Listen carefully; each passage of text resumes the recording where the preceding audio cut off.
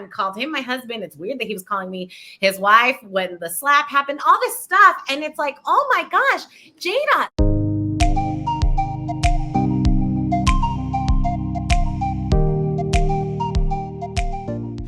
Shifting gears, Mogan Angie, make sure you check out their podcast. Very, very good. They're radio superstars, so you know it's going to be great.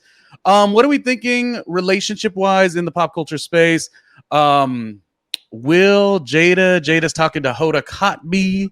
Had you been a fan before? Were you a Fresh Prince of Bel-Air fan? Did you watch Jada in Set It Off? Did you watch her in A Different World? Where do you sit with these two? I have so many thoughts. Okay, so I've always loved Will Smith, and I loved him and Jada together. I was like J. Cole, thinking like I want that Will and Jada kind of love.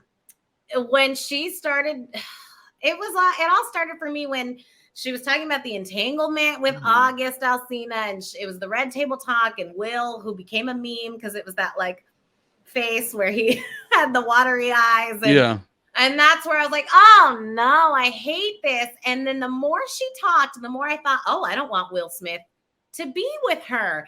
And then the slap happens, all of this, and I'm just thinking I need Will and Jada to get a divorce. I don't like it. I think they're toxic for each other because I was watching a lot of Red Table Talk, and it just never seemed like they were the vibe. And then I thought, okay, cool. I haven't heard anything about Will and Jada in a minute. Maybe, they can move forward. But now she has this memoir, and she's doing interviews with Hoda Kotb. She's saying, oh, actually, Tupac was my soulmate, but we didn't have chemistry. And it doesn't make sense. Which doesn't make sense. And then, turns out we were actually estranged. Like, we were separated since 2016. I hadn't called him my husband. It's weird that he was calling me his wife when the slap happened, all this stuff. And it's like, oh my gosh, Jada, stop talking and get a divorce. I told Moog that I want Will Smith to be photographed making out with someone with a full hair because whoa. Because I'm just so mad at Jada. Like, at this point, just get a divorce. I don't like to wish divorce on anyone, but it's too much. I hate it. I don't think they should be together. Your kids are grown. And and I just feel like Will Smith, he really, after he slapped Chris Rock, like, that was horrible. He shouldn't have done that.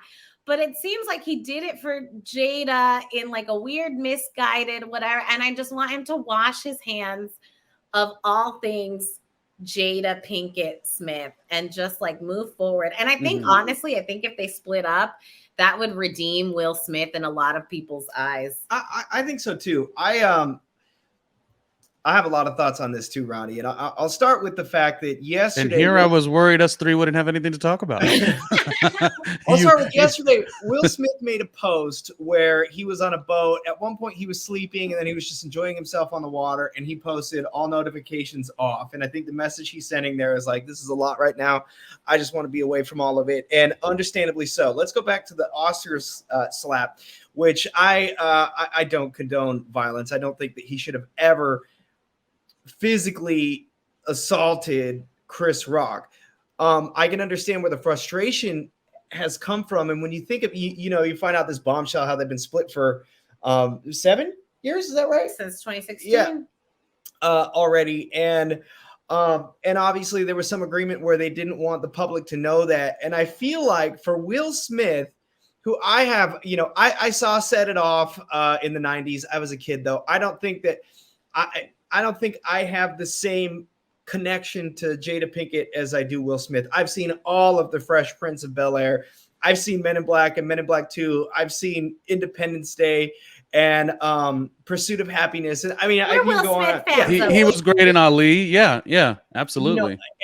And I really feel like by the time between the entanglement and because no matter what, right, whether you're doing Red Table Talk and the idea is like you're being vulnerable and all these things, no matter how vulnerable you are and how you can move through those situations, there's no way that those feelings don't build up. And by the time the Oscar slap happened, and now that we know this other thing, that like Will Smith is at a point now and this was not long after the August Alsina thing, because that was in 2021, 2020 or 2020. Well, either way, I think he had got to a point where, and I am not a toxic masculinity person, and I am not a person with a super fragile ego, but I can understand how at a certain point you'd feel like, God, all that happens in regards to this person is I get disrespected, whether it's from her, whether it's from Chris Rock now in this instance. And there's probably so much frustration that's built up in that. And to know also that she's not, I mean, she's still his wife, but essentially estranged. And he's sitting here having to pretend to, you know, be together still and do all those things. I'm sure he was at a breaking point. Think about it. The entanglement doesn't seem so bad if there was the knowledge that they had already been separated. It's not so much of an entanglement, and we're working through this through our marriage. If the marriage was a marriage that was on the sidelines, Ross on that. So if they were already separated and then this happens, it doesn't look as bad. But because it was like, well, we're not going to say that we're whatever. So now you have your husband sitting there at a red table talk where you're talking about hooking up with somebody else. Like, well, and let's be honest, Will Smith is a lot more famous than Jada Pinkett. Like, a lot of people know Jada Pinkett, but in the grand scheme of things, Will Smith is, I think, a few levels more famous. And so I think probably hurts him more than it hurts her. For her, now we're all talking about Jada Pinkett. You know what I mean? And then he just probably to some degree feels like a fool. Especially because it was, I think, like a span of 2 years where it was all, and she wouldn't shut up. She just kept leaving these nuggets of how crappy her marriage is to Will Smith. And he was making the movie that he won the Oscar for. I imagine on his end, it was probably feeling like, I really worked so hard making this movie, playing this role that is iconic for me. It's important to me because it's Venus and Serena Williams and, you know, playing their father. And all of that seems to be getting overshadowed by my wife talking about extramarital things that happened. And so leading up to that Oscars moment, which of course we don't condone, but you know, you got to say it again so that no one takes anything out of context. I understand the frustration because now he's trying to enjoy the Oscars, which was supposed to be about him, a moment about him, and then a joke about Jada. And it's like, I just can't anymore. Yeah, and that's a good point. You bring that up. I didn't even think about the fact that he had that movie, and like, because everything was overshadowed by that. You know, everything was overshadowed. Yeah. I hadn't even seen the movie, but after that, I wanted to see it because for one, it won. But secondly, I was like, I want to be able to celebrate that movie as it was supposed to be celebrated. And unfortunately, it didn't get to really see that type of success. For Will Smith is sort of an America's sweetheart in a sense. Yeah. Like, he's one of those beloved people. And so I think that the last couple of years have probably sucked for him. Like, he's got the Jada Pinkett thing. He's got the Chris Rock slap. He's just trying to move on and do his own thing. And then now she's like, I'm just going to blast everything about our entire relationship. Well, because I have a memoir now. I'm just exhausted by Jada. I got a couple thoughts and even just opinions because, you know, here's the difference. Everything is different yet similar. The three of us separately within our own lives, and all of us have been in radio for some time now, and we know what needs to be put on to the show, and we have to give vulnerability. It's the way that it works, and it's the way that you do create success. But you have to have your own interpersonal boundaries, I think. And it always was odd to me that she chose to go this route of exposing so much. I thought of it as like, you have the red table talk. Your husband is the biggest star in the world, whether you're together or you're not. That is your prerogative. To be quite honest, it is their prerogative. And I've never been really a fan of Will Smith too much. Like, I've always looked real side eye, like something ain't adding up. This was years ago. I won't pile on him now because it does suck where he's at, you know, dealing with a lot of this. Yeah. But I've been saying it for years, and everyone's like, no. But I went to an event and this and that, or I was an extra on this set and or I was in production, you know, Friends or whatever. He's so wonderful. I'm like, listen. Somebody who walks up to everybody in the room to pose as presentable, or I'm sorry, warm, is maybe somebody that isn't exactly that warm. It's always something that I've kind of side-eyed. If you're warm, it's because you're warm, not Ronnie's on set and I go talk to every extra so I could have a reputation of being warm. So that always kind of got me. Anyways, I know I'm jumping topics slightly. What made me shocked is that Jada had the biggest star in the world, attached to her name. Red Table Talk was a chance to do, and you guys could relate to this, to do interviews with substance. Everywhere else you go, I'm a reality TV, expert. You see the little cast members, they go and they want to sell a product or they want to do something great philanthropically, but it only gets edited the mess because a lot of platforms you don't have control. Jada had control, in my opinion. I don't know what her deal with Facebook was, to create a wonderful show, like a James Lipton type behind the actors studio. What's it called? Yeah. And she chose to switch all that up and go the route that everyone else does, like, messy reality TV. And that's one of the things that really was messy. It didn't make sense, because I'll tell you right now, and I don't know where you guys have had to like share certain stuff on air. That's why I said it's different yet the same. We all relate. I know that sometimes even the things I've had to do on radio or television or whatever the case, or even just jobs in general, you do them because we have to.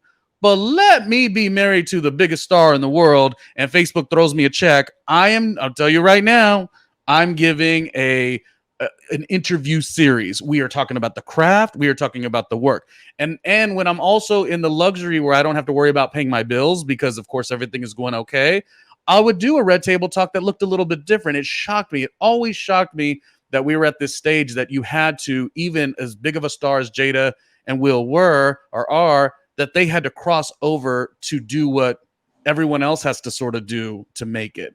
I'm wondering at this point if Will and Jada don't get divorced, if that's a money thing. Like, do they have a prenup? I don't imagine. When did they get together, in 97? I don't imagine they have a prenup. So if Will Smith and Jada are staying together because he doesn't want to lose half, I feel like that makes some sense to me. But at this point, I mean, let me lose half and try. I was gonna say, what is your price? Things cost. It's like you get the keys to the kingdom. You don't think that's gonna come with a cost? Like, if you want to do that route and go that route, then there's gonna be that compromise, that boiling up inside, which leads you to do what you did to Chris Rock. It's really, like I said, I had been a little bit more frustrated with it years ago, or like before. But now that everyone's sort of like seeing some of the breakdown in their relationship, I'm not as much wanting to pile on to that because that's just not who I am. But for years, I'd hear people talk about how wonderful Will was. And I was like, oh no, something is like not clicking. Like if you really look in, it's, because that's like overcompensating for overcompensating. Yeah. You go on a set and you just like go talk to all the extras. Whereas like another actor may not do that. That doesn't make that actor mean, but it's like you're purposely doing that to show the world and show the set and show the directors and show the cast. Oh gosh, did you see Will Smith goes and talks to everybody? Isn't he nice? Well, no matter what, when you're at that level of celebrity, there's a drive for more. And I think different people take different paths to get there. Some people take the nice path. Some people take the mean path. There's been stars that have been really, Christian Bale. Yeah, when he had his freak out and all those things. And and he's an actor. Yeah. I think when you're an actor, you can get away with that more. But I don't think Will Smith is in that category. So I think he feels like he has to be. Well, and there's, it also, in my opinion, it depends on how you came up and however you did. For example, there's a lot of radio people. I knew a guy, and I actually, kind of give him credit for it. I knew a guy who's a radio guy who was excellent at wherever he went, making sure that he met every single person in the room.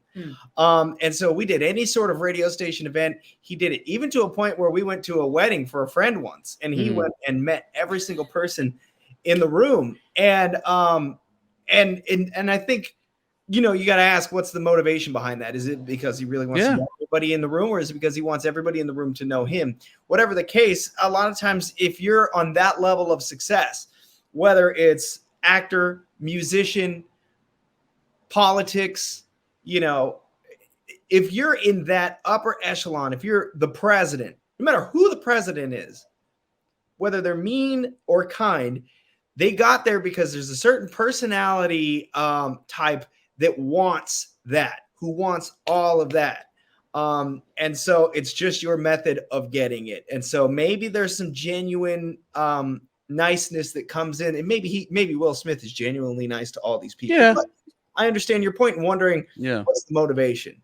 Well, and mine might be biased because I'm gonna tell you one thing. When I started in radio, this was years before, and I remember at that time in my life, based on my story, I had never been able to sort of come out. You know what I mean? Like I was like, okay, all the songs are booty, booty, booty, booty, rocking everywhere. How are you gonna come and be like, oh yeah, I'm a gay guy doing radio? It just didn't really fit in those early 2000s. Booty, huh? You just wanted a dude booty.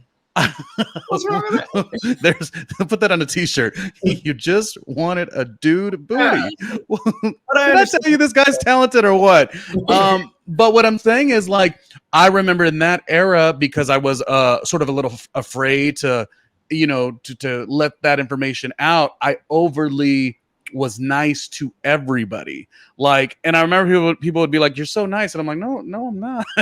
But I remember thinking, if I could just like work the room over and be really warm, first of all, I'll never have anyone against me. And why? Because if they are against me, what's it like to go toe to toe? So somebody for the most part of my early part of my radio career, 2001 to like 7, 8, I was very pushover-y because I never wanted to have issues with anybody. Because when you start having issues, you know, your mama jokes and you're this and you're that, your busted lip, you know, it's just like you'll go for the jugular. And I was so at that time very worried.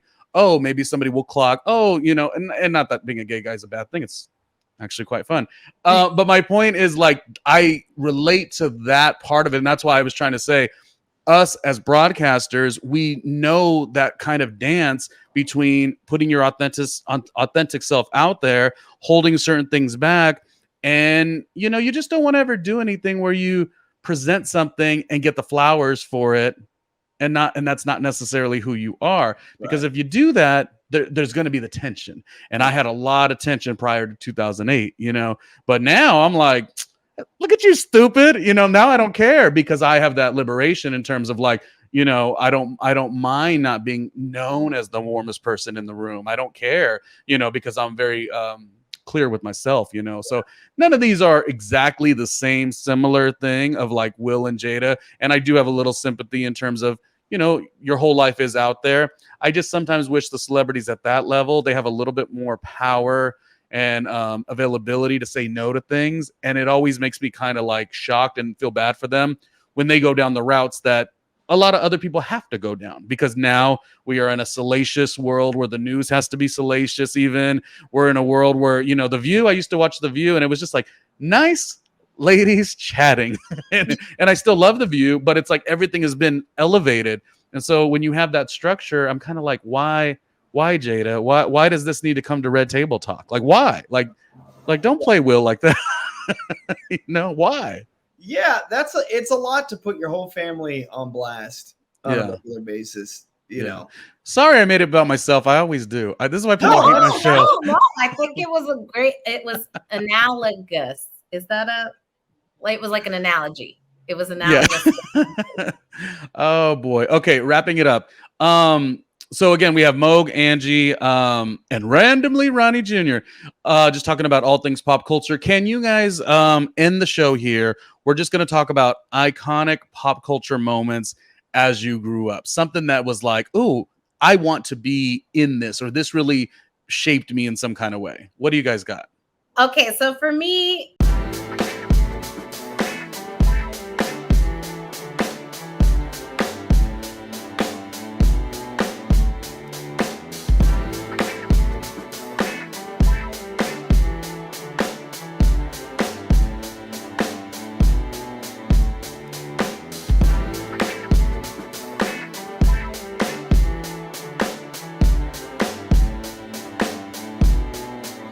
Hey, Ronnie Jr.